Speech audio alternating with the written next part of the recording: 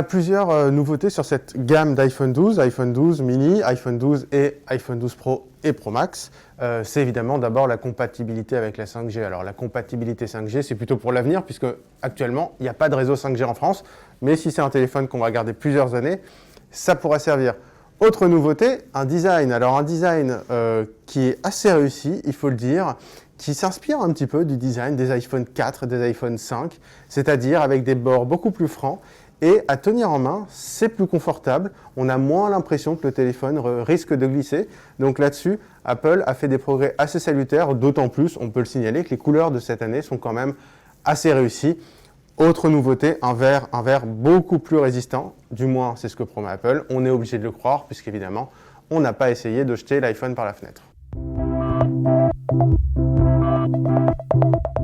Le principal point positif de l'iPhone 12, en dehors de son design dont on vient de parler, c'est son écran OLED. L'année dernière, l'iPhone 11, qui était vendu 809 €, n'avait pas d'écran OLED. C'est un écran LCD. Les écrans OLED qui, on rappelle, proposent un taux de contraste infini qui sont, c'est vrai, plus agréables à l'œil, étaient réservés à la gamme Pro. Cette année, Apple met de l'OLED pour tous, entre guillemets, notamment sur l'iPhone 12, qui est vendu à partir de 909 €, 100 € de plus que l'iPhone 11. Pourquoi? Parce que cette année, il y a l'iPhone mini, un petit téléphone, 5,4 pouces. Il arrivera le 13 novembre et ça fait aussi partie des points forts de cet iPhone 12 parce que c'est vrai que sur un marché où on a des smartphones de plus en plus grands, on n'est pas mécontent d'avoir un smartphone petit format.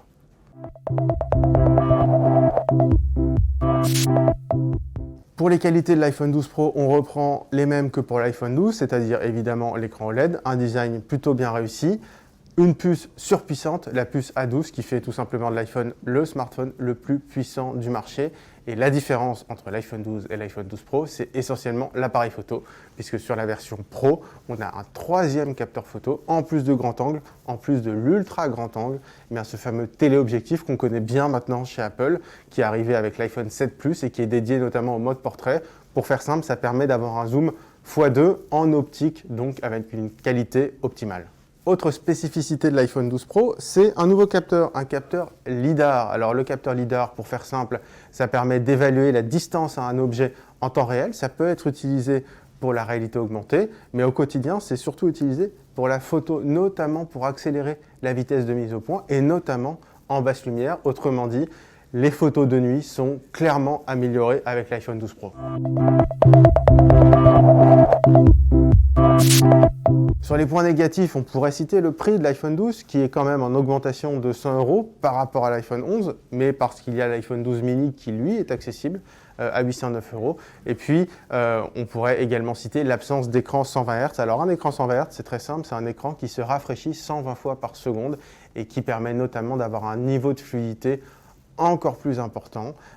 C'est vrai que la fluidité est extrêmement présente déjà chez Apple. Ça aurait été, on va dire, la cerise sur le gâteau. Ce sera peut-être pour l'année prochaine.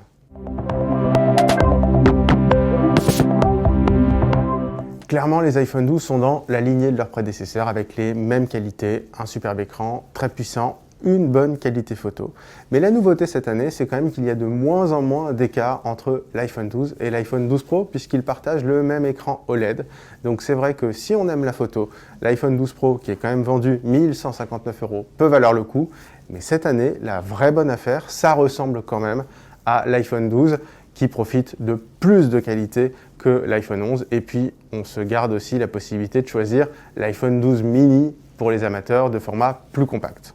Une bonne raison aussi d'apprécier ces nouveaux iPhones, c'est que si on met bout à bout certaines qualités, la compatibilité 5G, du verre résistant, une puissance très importante, des mises à jour logicielles pendant 5 ans, on peut dire aussi que cet iPhone, c'est peut-être le smartphone le plus durable du marché. Et c'est vrai, surtout en ce moment, ça en fait une qualité majeure.